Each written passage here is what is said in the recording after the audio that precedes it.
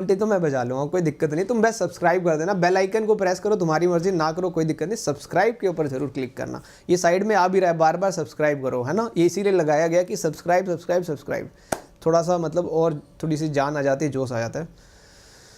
Now chapter number 7 की बात करते हैं, ध्यान से सुनो। चैप्टर नंबर 7 जो है सेक्शन 91 से लेके हम 105 तक पढ़ने वाले हैं।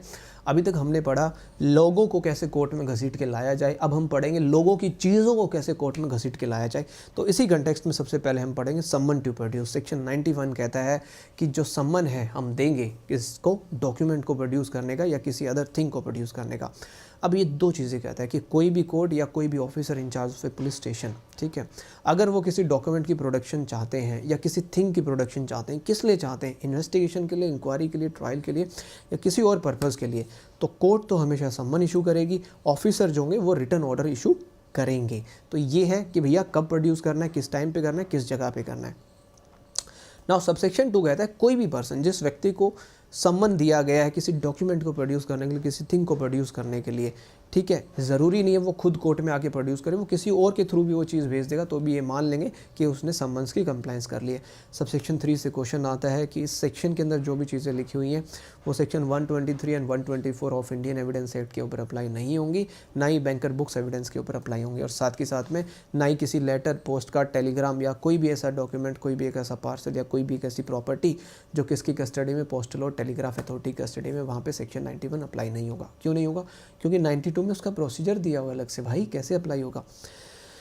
92 कहता है कि भैया लेटर्स एंड टेलीग्राम्स, जो अभी हमने पढ़ा 91 अप्लाई नहीं होगा। ये कह रहा है कोई भी डॉक्यूमेंट, कोई भी पार्सल, कोई भी थिंग किसकी कस्टडी में है, पोस्टल की, टेलीग्राफ अथॉरिटी की कस्टडी में, और डीएम साहब को लगता है, सीजीएम साहब को लगता है, कोर्ट ऑफ सेशन को लगता है, हाई कोर्ट को लगता है। 4 लोग हमेशा याद रखना सेक्शन 92 सबसेक्शन में, DM, CGM, court of session, high court. अगर इनको लगता है इन्वेस्टिगेशन के लिए, इंक्वायरी के लिए, ट्रायल के लिए या किसी अदर प्रोसीडिंग के लिए हमें ज़रूरत है उस डॉक्यूमेंट की, उस पार्शल की, उस थिंग की, तो ये कोर्ट, ये मैजिस्ट्रेट साहब क्या करेंगे, पोस्टल और टेलीग्राफ अथॉरिटी को बोलेंगे कि डिलीवर करो उस डॉक्यूमेंट को, उस पार्शल को, उस थिंग को, कहाँ पे, उस पर्सन को, जैसा भी मैजिस्ट्रेट साहब बोलेंगे, ठीक है। नाउ इसका सबसेक्शन 2 बड़ा अच्छा है। सबसेक्शन 2 कहता है अगर कोई डॉक्यूमेंट, कोई पार्सल, कोई थिंग अगेन किसी अदर मैजिस्ट्रेट को, मतलब ऊपर वालों की बात नहीं करे सबसेक्शन 1 वालों की, ये कह रहा है कोई अदर मैजिस्ट्रेट, एग्जीक्यूटिव हो चाहे जुडिशियल मैजिस्ट्रेट हो, चाहे कमिश्नर हो पुलिस हो, चाहे डीएसपी साहब हो, अगर इनको चाहिए किसी पर्पज़ के लिए, पर्पज़ कौन सा, वही वाला पर्पज़, इन्वेस्टिगेशन, इंक्वायरी या अदर प्रोसीडिंग के लिए अगर इनको चाहिए, तो ये क्या करेंगे, ये पोस्टल और टेलीग्राफ अथॉरिटी को बोलेंगे कि भैया हमें सर्च करना है, और सर्च करके ये करेंगे डिटेन किस चीज़ को, उस डॉक्यूमेंट को, उस पार्सल को, उस थिंग को, कब तक, जब तक कि डीएम साहब के, सीजीएम साहब के या कोर्ट ऑफ सेशन के ऑर्डर नहीं आ जाते, उससे पहले इनको रिक्वायरमेंट है, ये सर्च करेंगे, डिटेन कर लेंगे उस चीज़ को, ठीक है। नाउ हो गया, सम्मन हो गए। अब बात करते हैं सर्च वारंट की। सेक्शन 93 कहता है कि सर्च वारंट कब इशू किए जाएंगे, मे भी इशू किए जा सकते हैं, कहाँ, जहाँ पे भी कोर्ट को ऐसा लगता है, रीज़न टू बिलीव है कोर्ट को, क्या जिस पर्सन को हमने सम्मन दी है 91 में, भाई साहब नहीं लेके आ रहे हैं, क्या नहीं लेके आ रहे हैं, डॉक्यूमेंट को, थिंग को कोर्ट में प्रोड्यूस नहीं करने वाले हैं, तो पहली सिचुएशन यही है, 91 में जो सम्मन इशू किए गए उसकी कंप्लाइंस नहीं कर रहा है भाई। दूसरा कहता है जहाँ डॉक्यूमेंट और थिंग पता ही नहीं है कोर्ट को किसके पोजीशन में, तो कोर्ट तो सर्च वारंट ही इशू करेगी ना जब पता ही नहीं है। थर्ड कहता है जहाँ कोर्ट को ऐसा लगता है कि भैया इंक्वायरी के लिए, ट्रायल के लिए, अदर प्रोसीडिंग के लिए, ठीक है, एक जर्नल सर्च होना चाहिए, जर्नल इंस्पेक्शन कंडक्ट करवाना चाहिए, तो कोर्ट क्या है, सर्च वारंट इशू कर देगी, बता देगी कि इस चीज़ को आप यहाँ पे सर्च कर लीजिए। और सब सेक्शन 2 कहता है जहाँ पे कोर्ट स्पेसिफाई करेगी वारंट के अंदर कि किस जगह को, किस पार्ट को, एक रूम को, 2 रूम को, सारी जगह को सर्च करना है, नहीं करना है। सबसेक्शन 3 बड़ा अच्छा है, यहाँ से प्री का क्वेश्चन आता है।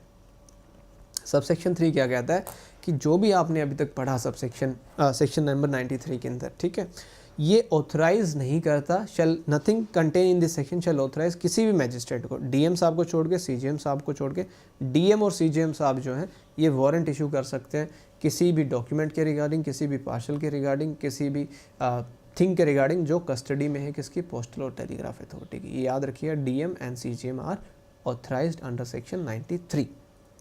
94 जनरल बात करता है। 94 कहता है कि भैया search of place suspected to contain stolen property forged document. देखो 93 में हमने पढ़ा कि सर्च वारंट इशू किया जाएगा, किन किन सिचुएशन में किया जाएगा वो भी पढ़ ली। 94 कहता है कि जहाँ आपको ऐसा लगता है कि यहाँ चोरी की वस्तुएं रखी गई हैं या फोर्स डॉक्यूमेंट है, तो यहाँ पे 3 लोगों को ऑथराइज़ किया है हमने, डीएम साहब को, एसडीएम साहब को और मजिस्ट्रेट फर्स्ट क्लास को। अगर इनको इन्फॉर्मेशन मिलती है और इनको ऐसा लगता है कि ये जो जगह है यहाँ पे चोरी की हुई वस्तुएं रखी गई हैं, ठीक है, कोई ऐसे ऑब्जेक्शनेबल आर्टिकल्स रखे हुए हैं, तो ये यहाँ पे क्या करेंगे, ऑथराइज़ करेंगे, वारंट इशू कर देंगे किसको, any police officer above the rank of constable. बस ये कांस्टेबल से ऊपर का होना चाहिए, ये आपको याद रखना है। छापा मारना, बिल्कुल आकाश, वेरी गुड, ठीक है। तो यहाँ पे 94 इतना ही इम्पॉर्टेंट है। अब डायरेक्टली आएंगे हम 95 पे। 95 कहता है पावर है, ठीक है, पावर है किसके पास, स्टेट गवर्नमेंट के पास। स्टेट गवर्नमेंट चाहे इसको याद नहीं करना है, 94 को कुछ नहीं पढ़ना है, सिर्फ आगे डीएम, एसडीएम और मजिस्ट्रेट फर्स्ट क्लास पढ़ना है, और कुछ नहीं पढ़ना है उसका। 95 कहता है स्टेट गवर्नमेंट के पास पावर है, स्टेट गवर्नमेंट चाहे तो कुछ पब्लिकेशंस को फॉरफिट कर सकती है और उनके रिगार्डिंग वारंट इशू करवा सकती है, सर्च वारंट। कहाँ पे, जहाँ कोई न्यूज़पेपर, कहीं बुक, कहीं डॉक्यूमेंट जो भी प्रिंट हुआ है, कहीं पे भी प्रिंट हुआ और स्टेट गवर्नमेंट को लगता है कि वो जो पब्लिकेशन है वो स्टेट गवर्नमेंट के अगेंस्ट कुछ बातें छापी गई हैं, उसके अंदर जो section 124A 153A seditious matter हैं, सिडिशन वाले केसेस हैं, तो उन केसेस के अंदर स्टेट गवर्नमेंट क्या करेगी, नोटिफिकेशन इशू कर देगी और डिक्लेयर कर देगी कि वो न्यूज़पेपर, वो बुक या वो डॉक्यूमेंट उसको गवर्नमेंट के द्वारा फॉरफिट किया जा रहा है, और पुलिस ऑफिसर को वारंट इशू कर देगी कि जहाँ पे भी इंडिया में मिले वो चीज़ें उनको सीज कर लो, और मैजिस्ट्रेट साहब जो हैं ऑथराइज़ कर देंगे वारंट इशू करके। यहाँ पे आएगा not below the rank of sub inspector, याद रखिएगा, not below the rank of sub inspector to enter upon, कि भाई कहाँ कहाँ डॉक्यूमेंट्स को आपने सीज कर लिया। अब यहाँ पे सबसे अच्छा क्वेश्चन आपसे पूछा जाता है 96 से, अगर आपका कोई व्यक्ति है जिसका कोई न्यूज़पेपर था, कोई बुक थी, कोई डॉक्यूमेंट था जिसको सीज कर लिया गया, फॉरफिट कर लिया गया, तो अब उसके रिगार्डिंग वो अपील कहाँ फाइल कर सकता है। तो 96 कहता है कि आप हाई कोर्ट में अप्लाई करेंगे। यहाँ पे एक चीज़ याद रखिएगा, हाई कोर्ट में आप जो स्टेट गवर्नमेंट का ऑर्डर है उसके खिलाफ आप अप्लाई कर सकते हो। कितने टाइम पीरियड में, 2 महीने के अंदर अंदर, 2 मंथ्स के अंदर, विद इन 2 मंथ्स। ये प्री में क्वेश्चन आता है, इसके अलावा यहाँ से कोई क्वेश्चन आपसे नहीं पूछा जाएगा। अब बात करेंगे section number 97। Section 97 habeas corpus की, kind of a habeas corpus की बात करता है। 97 कहता है search for person wrongfully confined. यहाँ पे भी 3 लोगों को ऑथराइज किया गया, डीएम साहब, एसडीएम साहब और मैजिस्ट्रेट फर्स्ट क्लास। अगर इनको ऐसा लगता है किसी व्यक्ति को कन्फाइन किया गया है और कन्फाइनमेंट अपने आप में ऑफेंस है, रॉन्गफुल कन्फाइनमेंट, तो यहाँ पे चाहे तो वो सर्च वारंट इशू कर सकते हैं, उस व्यक्ति को सर्च किया जाए और उस व्यक्ति को जिसको कन्फाइन किया गया उसको फटाक से मैजिस्ट्रेट के सामने पेश किया जाए। 97 प्री में आता है, ठीक है, मिनी हेबियस कॉर्पस जो आप बोलते हैं। 98 किसी महिला को अबडक्ट कर लिया गया है, ठीक है, ये कहता है यहाँ पे कंप्लेंट आनी चाहिए, 2D वाली।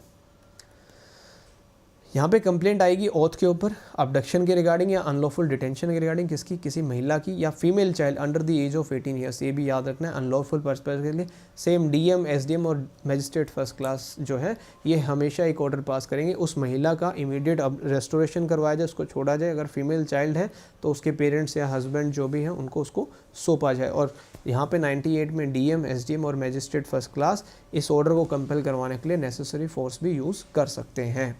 नाउ 99 कहता है जनरल डायरेक्शंस, ठीक है, आप पढ़ो तो ठीक है, 99 हमारे लिए इंपॉर्टेंट नहीं है, 100 हमारे लिए इंपॉर्टेंट है। डायरेक्ट सेक्शन बेस्ड क्वेश्चन आता है, persons in charge of close place to allow search. Simple सी बात है, जहां हमने अभी सर्च वारंट इशू किए हैं, ठीक है, जो भी क्लोज्ड प्लेस का जो भी इंचार्ज, फॉर एग्जांपल मेरी बिल्डिंग मेरे पास है तो मैं हमेशा अलाउ करूँगा सर्च करने के लिए।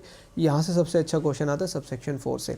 सबसेक्शन 4 में हमेशा याद रखना है, कोई भी सर्च करेगा इस चैप्टर के अंदर, ऑफिसर या अदर पर्सन, ठीक है, वो वहाँ पे 2 या 2 से ज़्यादा independent and respectable inhabitant of locality को बुलाएगा एज ए विटनेस। हमेशा याद रखिएगा, ठीक है, 2 या 2 से ज़्यादा विटनेस के तौर पे आप उनको अपने साथ लेके चलोगे जब भी आप सर्च कर रहे होगे, ठीक है। Now come to 101। 101 की हेडिंग पढ़ लेना, इससे ज़्यादा कोई यहाँ से आपसे क्वेश्चन नहीं पूछने वाला। मिसलेनियस पे आते हैं, सेक्शन 102 प्री के लिए इंपॉर्टेंट है। देखो ये सिंपल सी बात कहता है कि भैया जो भी पुलिस ऑफिसर है, जो भी आपकी प्रॉपर्टी को सीज कर रहा है, ठीक है, जो भी आपकी प्रॉपर्टी को सीज कर रहा है, सरव भाटी 50% डाटा चला गया। आप सोचो सेक्शन 100 तक सीआरपीसी आपने पढ़ ली है, 100 तक सीआरपीसी आपने पढ़ ली है, 50% इंटरनेट डाटा में। डाटा कितना सस्ता मिलता है आजकल, हैं, जो सीआरपीसी मतलब कई हज़ारों रुपए में मिलती है, आप सेकंडों में पढ़ रहे हो, ठीक है। तो 102 कहता है कि भैया जो भी प्रॉपर्टी आपकी सीज की गई है, ठीक है, उस प्रॉपर्टी को पुलिस ऑफिसर जो है सीज़ कर सकते हैं अगर उनको लगता है स्टोलन है या मतलब ऐसे सर्कमस्टांसेस में पाई गई है, ठीक है। तो यहाँ पे बड़ा अच्छा कंसेप्ट है, 19 वाला डाल लो बिल्कुल। तो 102 प्री पॉइंट ऑफ व्यू से आपको याद रखना है। यहाँ पे जो प्रोवाइडेड है, प्रोवाइडेड से क्वेश्चन आपसे पूछा जाता है। प्रोवाइडेड कहता है जहाँ प्रॉपर्टी सीज की गई अंडर सबसेक्शन 1 के अंदर, अगर वो स्पीडी या नेचुरल डिके है, जल्दी ख़राब हो सकती है, तो आप उसको बेच देंगे। अदरवाइज़ देखो 500 रुपीज़ की वैल्यू याद रखनी है, ठीक है। ऑक्शन करवाया जाएगा on the orders of SP साहब, ऑर्डर पास कर देंगे, ऑक्शन करवा दो सर, ठीक है। नाउ 103 अगेन बहुत इंपॉर्टेंट है, प्री में आता है। मैजिस्ट्रेट साहब चाहें तो अपनी प्रेजेंस में भी सर्च करवा सकते हैं। 104 अगेन पावर है इम्पाउंड करने की डॉक्यूमेंट्स को या थिंग को, अगर मैजिस्ट्रेट साहब चाहें, जो उनके सामने, जैसे अभी हमने इस चैप्टर में प्रोड्यूस ही तो की है, कोई भी चीज़ अगर उनके सामने प्रोड्यूस की है तो मैजिस्ट्रेट साहब चाहें तो उसको इम्पाउंड कर लेंगे, भाई छोड़ यहीं पे इम्पाउंड कर रहा हूँ मैं, ठीक है। सो 105 आपको नहीं पढ़ना है। तो इसी के साथ आपका चैप्टर नंबर 7 भी कंप्लीट हो गया है। अब एक बार जोर से बता दीजिए, हाउ इज द जोश राइट नाउ, कैसा है आप सबका जोश, फटाक से कमेंट